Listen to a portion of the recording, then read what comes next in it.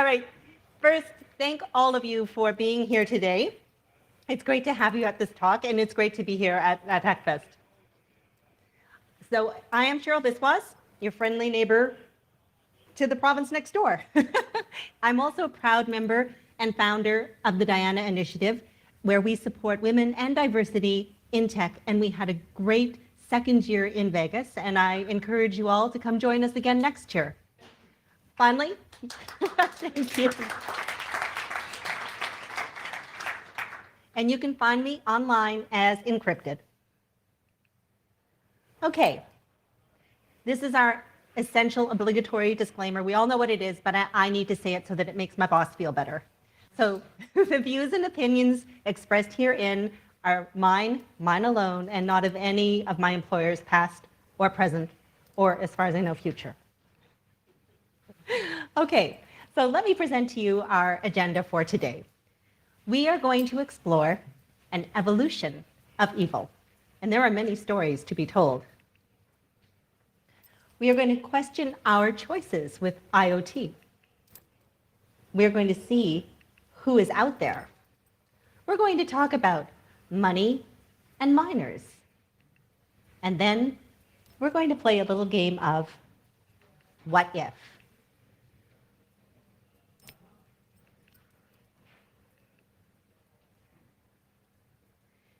Now, who here loves good, scary stories? Me too. I like things like the Body Snatchers or the Chrysalis, stuff that takes over the world. Well, I'm going to present to you a story about a router haunted by the very firmware within it.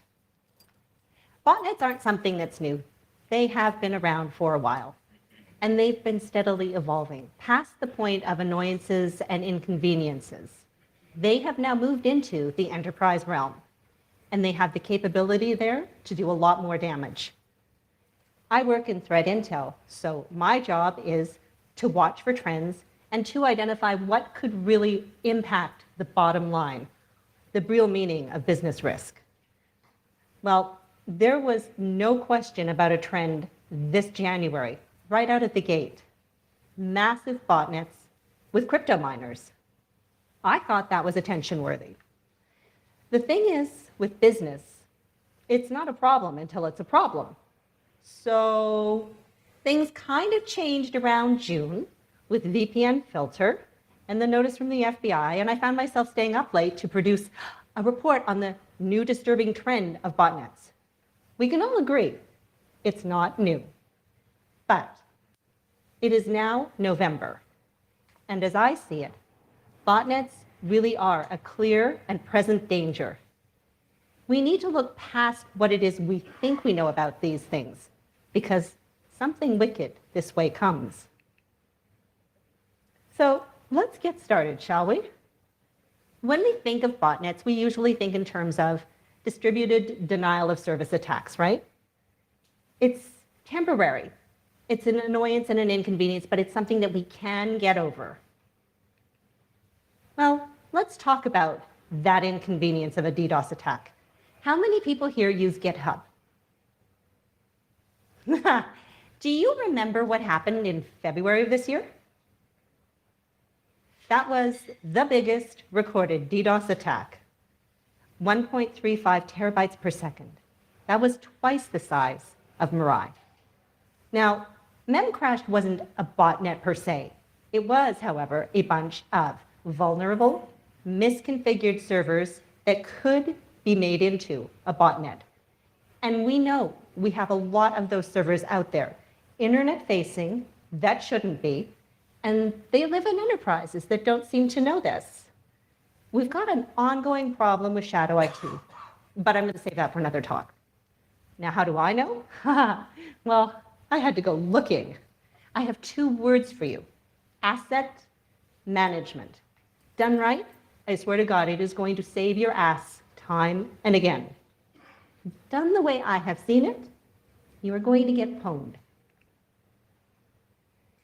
Now, I want to illustrate this point with the use of misconfigured mem-cached servers that were accessible via public internet, because The predecessors were, stop me if you've heard this one before, Mongo and couch databases. How many people have had the fun of dealing with those? Last year, we had a massive takeover in terms of ransomware, huge ponage of Mongo and couch databases. And you can see how well that lesson was applied here. It's only going to keep happening. So by way of quick explanation for people who may not know what memcached actually means, it's memory caching, and it's done to help boost the response time for database-driven websites. It improves the memory caching. Unfortunately, so many of these had a default insecure configuration that it allowed for DDoS attacks against the UDP packets, and these servers amplified that by 51,000 times. That's a lot of bang for the buck in the hands of the attackers. All right, does everybody here understand or know what the CIA triangle is? Confidentiality, integrity, and availability. So it's easy to see in terms of impact how this would apply to availability. But what if it also impacts the other two sides of the triangle? According to Martin McKay, who is a global security advocate at Akamai, and a lot of enterprises use Akamai, there are many countries out there who don't even have 1.3 terabits coming in total. So to get hit by an attack at this level would take them down for a very long time. Well, let's talk about our current favorite subject. Imagine a zombie apocalypse of crockpots. Oh my God, why do we have to connect everything? Welcome. Welcome to the connected hell of IoT, where set it and forget it really is a best practice. Default passwords are de rigueur. We have embedded system vulnerabilities everywhere. And we have not even factored in what is a veritable tsunami of unsecured connected devices that are being acquired by the developing world. So botnets were used by script kiddies a couple of years ago in spiteful attacks, right? They were Grinches who took away Xboxes and PlayStations. But now, well, now we've got bigger kiddies to worry about. And spiteful attacks, those have taken on a whole new meaning. Botnets are now one more weapon in a digital arsenal that are the games nation states play. There's no referee and there's no playbook. We have come to experience the impact of DDoS botnets that are built from hundreds of thousands of compromised Internet of Things devices. And this represents a rapidly expanding threat surface. The problem is it's consumer driven. So the race to the finish line leaves security so far behind it isn't even an afterthought. And there's little incentive for manufacturers to do things better. And who really wants to be a regulator? At the beginning of October, another 9 million inherently insecure devices got added to that botnet trough. But it's not just that the devices in IoT are unmanaged. Jeremy Connelly of FireEye says it's that they just get left out there to languish.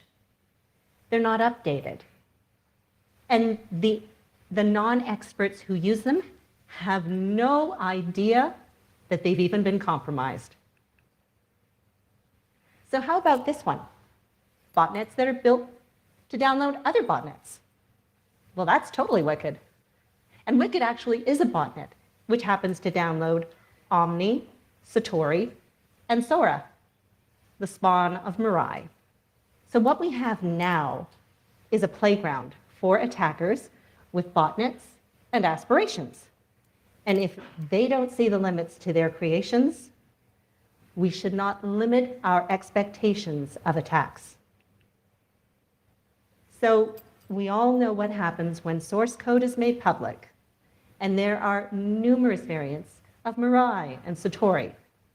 But I want you to think hybrid, because there is source code out there for Trojans and ransomware and some very delicious exploits. I'm going to let this one speak for itself. If you don't follow him, Bob Brutus is probably one of the best data scientists out there tracking botnets. He works with Rapid7, and he has been posting some pretty scary alerts all year. So let's see who's out there. I consider Mirai to be the pivotal moment. How many people here remember fall of 2016 when the East Coast went down? Yeah. And there was no Twitter, there was no Facebook, there was no internet because Dyn, which is one of the major ISPs, got DDoSed. I want you to take a really good look at this map. When I see it, I see what an attack by weaponized botnets would look like. Only, this is from 2 years ago at stage 3 of the Mirai attack. And the cost to businesses was significant. So let's look at some of the major botnets since Mirai. Smamanru. This is where it all began for me, when I saw really what marked a pivot from DDoS to monetized attack vectors. Smamanru was a giant mining rig, one of the biggest and most successful cryptojacking botnets that was active. And botnets and crypto mining go together like horse and carriage completely. This one netted $2.3 billion, and it leveraged Eternal Blue to find and enslave more devices. It used Windows management infrastructure so that it could manage and configure those bots. And this was not something we were seeing in other botnets until this point. Hide and seek. So this came out in January. It was only the second botnet to have peer-to-peer architecture versus conventional command and control. Why peer-to-peer? Much harder to track.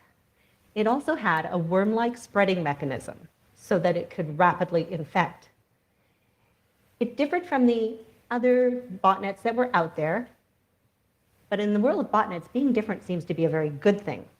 It was constantly being redesigned, with more complex features being added, because why just DDoS when you can do data exfil, code execution, and interfere with device operation? This is a bot that's going places. But in May, it came back with even more. The magic word is persistence. This, my friends, is a game changer, because before that, you could flush them out of your system with a reboot. Not anymore. In July, they enhanced the system further and added those database servers. And then in September, well, we know how many of these are there. Android devices. Then there's Milobot. This one is all about the attack. Holy crap. It is designed for malware versus malware wars. I didn't even know that was a thing. It can hunt for and disable malware on its competitors. It surfaced from the dark web back in June, and it had an unheard of level of complexity, understandably, with its various tools and evasion techniques. These are anti-VM, anti-sandbox, and anti-debug. You don't see that in botnets. Its innards are obfuscated because they have it wrapped in an encrypted resource file. It does code injection, and it does something kind of cool called process hollowing. So an attacker creates a new process that is in a suspended state and then replaced. This, again, is highly advanced for what typically is a DDoS vehicle. Now, the malware on this is nested in 3 layers, one on top of the other, each layer responsible for executing the layer above it, ending with the final one. And the final one uses reflective EXE technology so that it can execute its EXE files from memory without having them on disk, because obfuscation is the name of the game. We all know how hard it is if something is run in memory and not in disk. pretty much everything takes place in memory with this. And MiloBot, it can download whatever its bot herders wish. So if you want ransomware, cryptojacking, banking trojans, spyware, it's ready. How many of us got that FBI notice back in June? 500,000 Soho routers across 54 countries. And this malware strain, it is incredibly complex compared to other IoT malware out there. It was the second one to be equipped with support for persistence after reboot. This one also scans for SCADA components. Think critical infrastructure, power grids.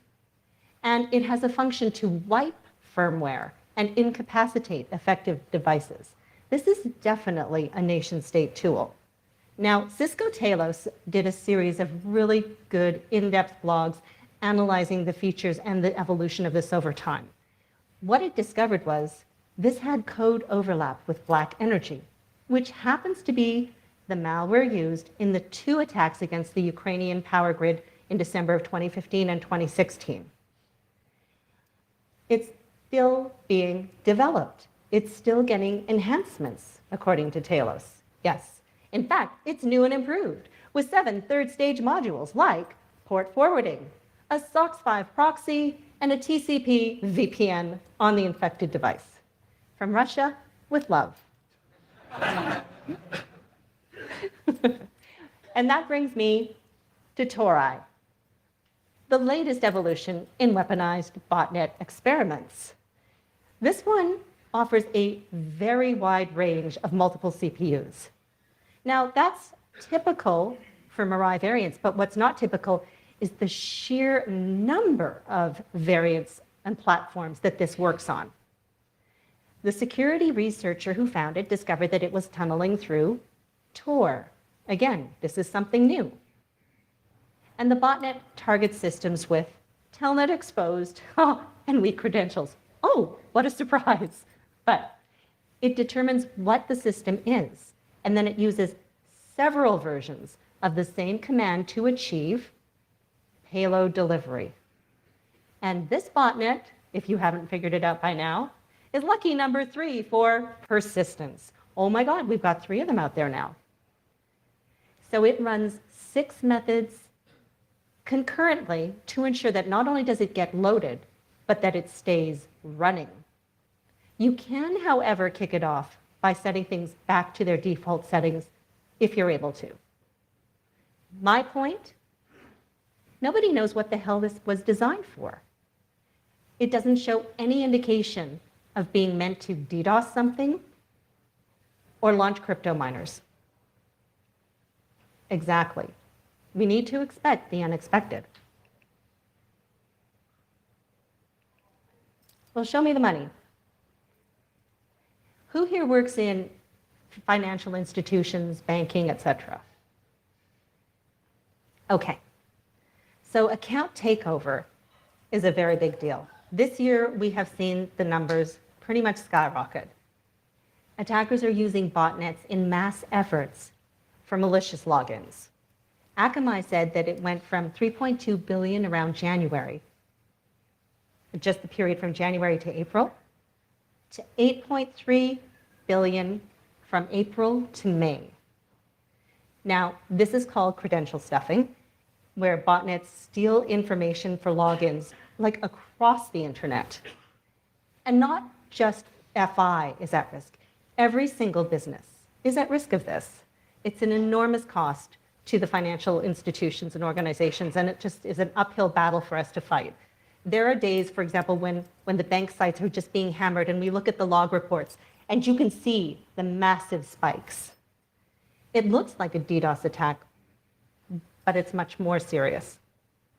We're also learning that botnets go undetected when they make their attack methods low and slow. They do it carefully over time across several organizations, and they stay in the game without takedown.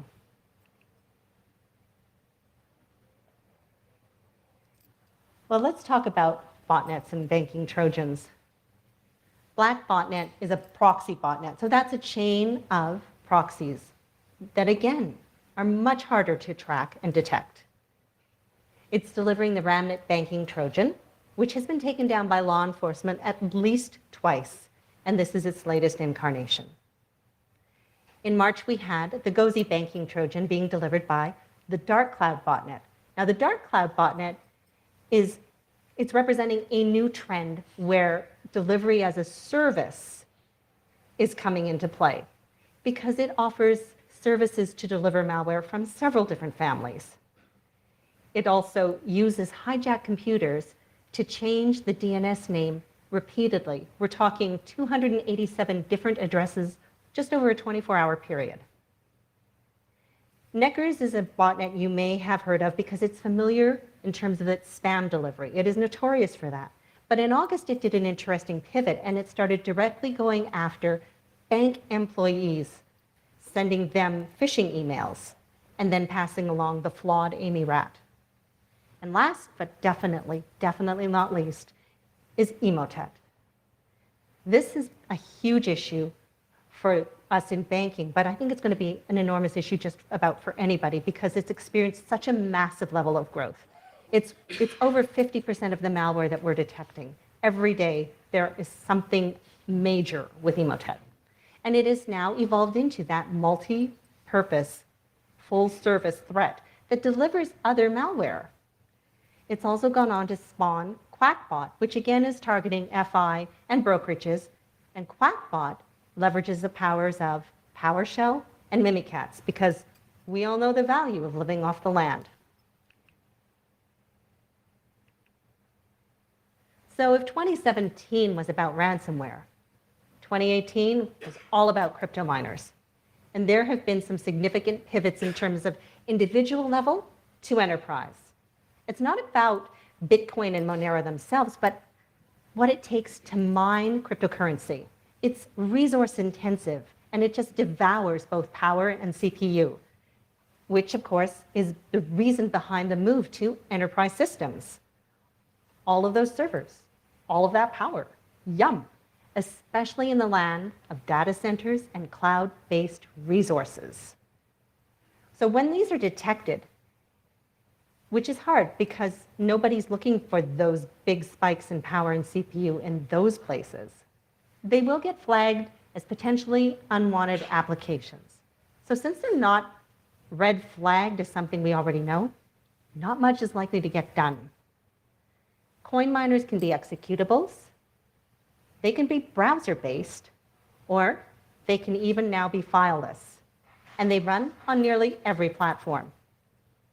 My concern is the growing use of exploits like Eternal Blue that get combined with new exploits against vulnerable enterprise systems.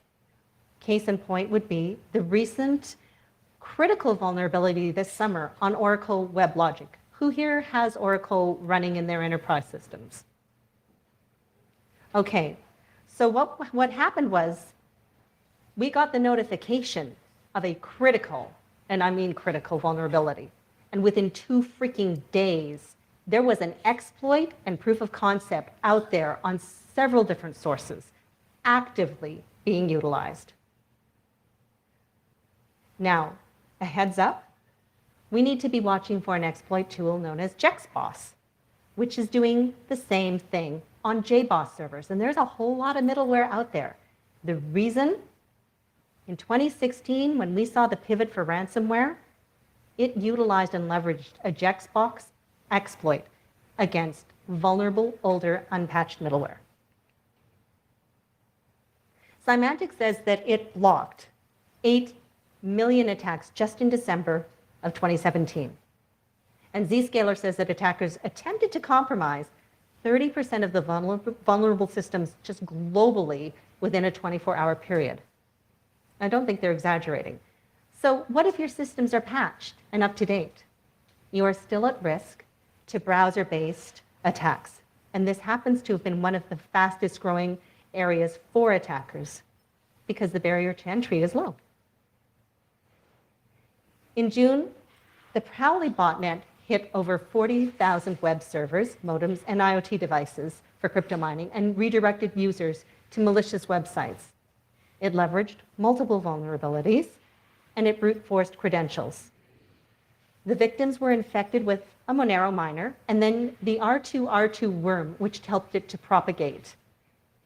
It also installed a backdoor on CMS platforms that were running websites. Now, when you hear Apache struts, you probably know it's bad, and I'm talking Equifax bad. But it gets worse, because now I add the magic words, eternal blue. Zealot offers a whole new level of attack vectors. It automatically delivers malware on internal networks through web application vulnerabilities. And we know there are so many of those, and it's really hard to stay on top of it. It exploits Apache struts, which everybody seems to love to do. It uses eternal blue and other infamous NSA tools to propagate inside those internal networks. And then at the heart of it are the easily compromised routers. And the router choice?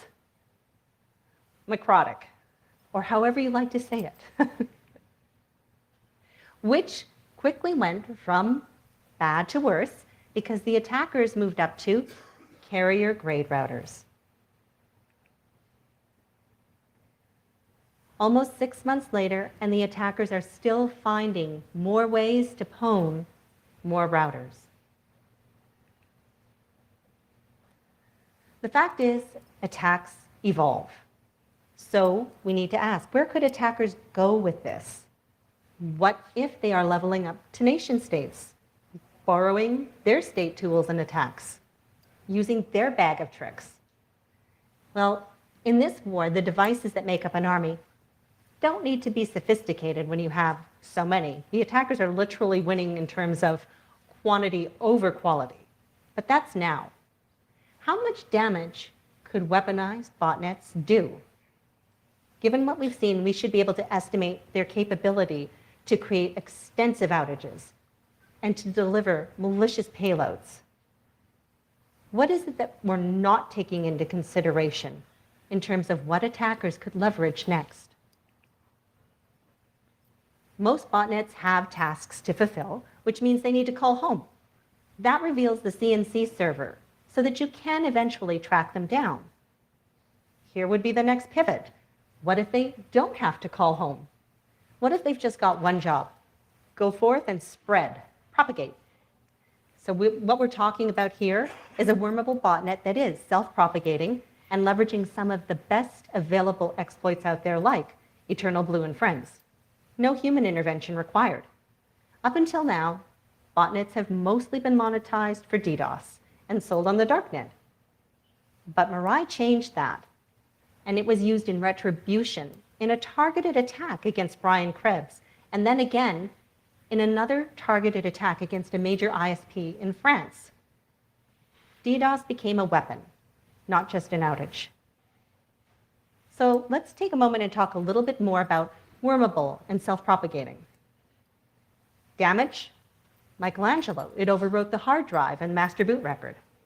How about massive? Stormworm created a massive botnet. Rapid and far-reaching? The Morris worm spread faster than its originator ever considered and couldn't gain control back over it. There was no way for them to reach out. Think about that in terms of today. How about cost? Well, both Code Red 1 and 2 were among the most expensive in terms of the damage that they cost. $200 million daily. If you want long-lasting, Conficker, which lives in the land of ICS and SCADA, and it is the bane of their existence because it just propagates freely in those older, unpatched systems. There's 2 million new infections a year. And last but not least, for sophistication, there is Stuxnet. Just recently, there was a worm going after Android devices. We know there's a ton of those. Misconfiguration has been an ongoing issue, and we just don't seem to be getting a handle on it. So yeah, I would consider that to be a perfect storm. So let's say from an attacker's viewpoint, which one would you pick and why? Definitely hide and seek for persistence and its tools. If we want a good attack bot, we've got MiloBot. Sophistication, look no further than VPN filter. Let's talk about harnessing powerful exploits through how Zealot is using them. And then Tori, where we leverage the power of Tor, and we have multi-purpose, multi-platform. What do you get when you combine unpatched vulnerabilities, existing nation-state exploits, millions of enslavable, inherently insecure devices, and self-propagating malware? And what if you could use time delay so that you could evade notice and you could make less noise? Leverage multiple attack methods based on operating systems and establish persistence. Oh, and it's all automated. Let's have some fun with this, shall we? Okay, I'm not technical, so this should serve as fair warning since we talked about lowering the bar for entry. So please do not run with scissors. Oh my God, you can YouTube anything. Now, I found this on Hack Forums when I went looking, but as much as I like all of you, I didn't want to pay $25. So I sat down and thought, what is the plan? A bot herder's standard business plan is to use exploit kits and then get somebody to click on what you send out, right? They'll click on a dangerous link and deposit the payload on their machine. Design matters. We don't want to be tracked. We need to use peer-to-peer. We need to have a good hosting source. Bulletproof is the word that kept coming up, which essentially means services in Russia that really do not care what you run because they have no fear. We need to build something called a stub. A stub is the infecting file. And then we need to build a cryptor to wrap that up so nobody can see it. Then we need to go find a vulnerability with a lot of devices, probably a router. And finally, we're going to need a rat because we need to do some remote handiwork on this.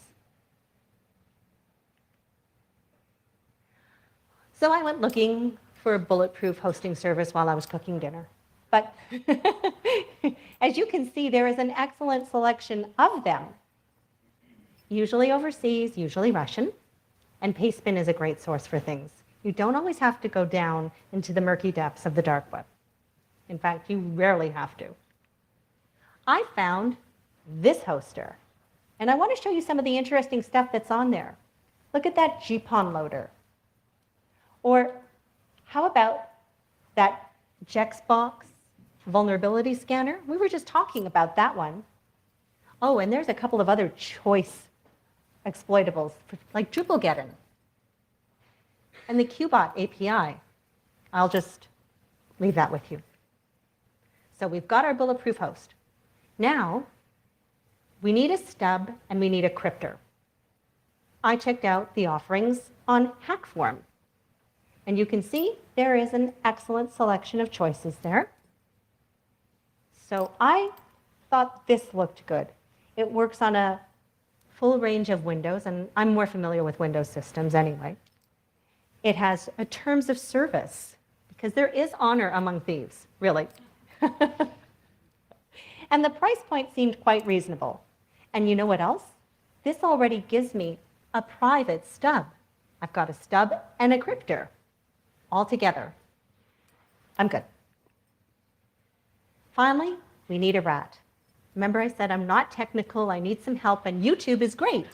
So I watched the whole video of how to build myself a rat, and this was, I hate to say it, quite idiot-proof, and it showed me exactly which boxes to click on my router configuration, which ports, what to set up, so that I too could have a router that goes and does dirty deeds done dirt cheap. Now what we need is the source code to build our botnet. Again, GitHub and Pastebin are really, really good choices for this stuff. I found this, and I liked it because it said UFOnet. But apparently a lot of other people like it as well. And it actually was really straightforward to follow. You can build a botnet for free if you just follow the instructions online. It's got zombies and aliens. I mean, I hate to say it, it was really fun. So this will be my simulated demo.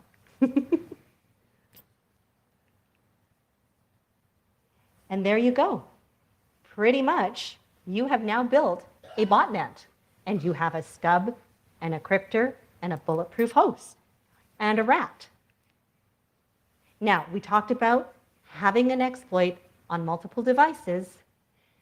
This is a router infection from the Hajime botnet. Just as an illustration, there are really a whole lot more that you can pick and choose from. Now, if you want to upgrade your source code, here's some Mirai that you could probably copy-paste successfully, or Satori, or Sora, which is actually really nasty stuff. And then don't forget your crypto miners. Now, while this is far from over, my talk is. So bring on the flames and pitchforks, because botnets truly are a problem. What do we need to do? We know we need to monitor certain ports because the attackers definitely are. They're going to use their exploit kits. They're going to hunt us down and find us on a lot of open source software that we are already familiar with. The importance of patching cannot be overstated. And it's not just on routers, it's on anything that connects. And we really need to find a way now to watch for these creatures in our enterprise realm, because that's where they're living and thriving, pretty much undetected. I put a few resources up, and I will post this on my site after today so that people can have access to it. There are a lot of excellent write-ups. Like I suggested, Cisco Talos and their VPN coverage, and Bob Rudis. And because it's still almost Halloween. And that's it. Are there any questions? All right, thank you very, very much for coming for my talk.